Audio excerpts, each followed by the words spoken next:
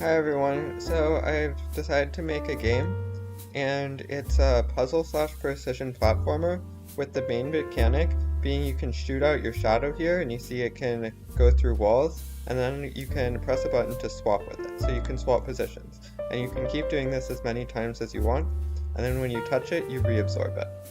You can also do it in up or down or left, see like that.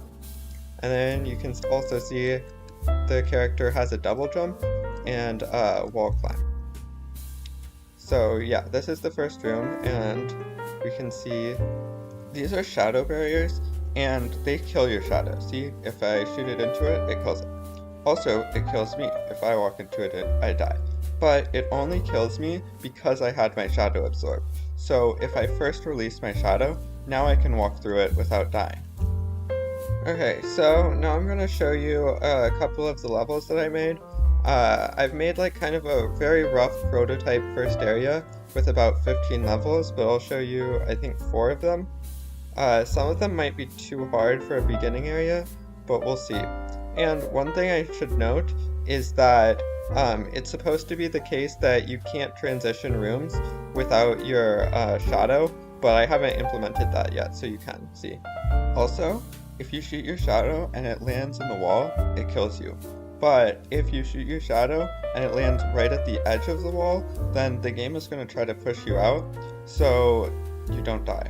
And there's a lot of stuff like this in the game to give the player more leniency.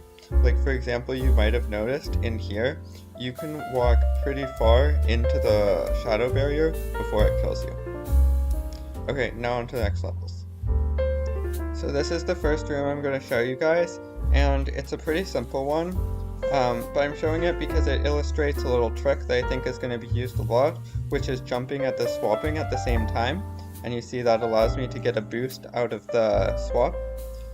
And one nice thing about this is that if you press jump and swap at the same time, you're always going to get the jump because of what's called coyote time, which is common in platformers, where once you leave the platform, you have a few frames to input a jump and you'll still get it. And yeah, the way to do this level is just do this and then jump swap to get over the shadow stuff, and then do that again, and we're done. Cool. And this one? So this one, we see we have to get the shadow in that little gap through there, but the problem you see is, I'm gonna fall to my death way too quick.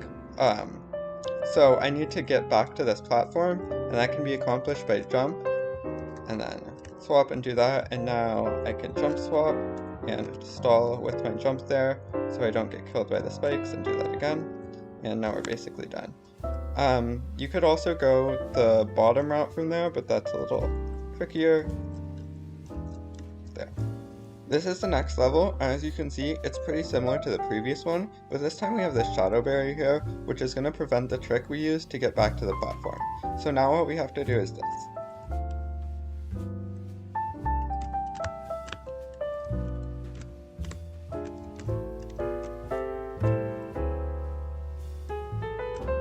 And finally we have this level. And we see that there's kind of shadow barriers all around, so we're going to have to get down into this little thing. And the way we're going to do this is by actually releasing the shadow downward, but there's a slight problem we see. If we swap and we just release downwards, we immediately reabsorb our shadow because we fall faster than it. So what we're going to have to do is release it and then immediately jump and then swap with it so we'll be below it. And this is what it looks like.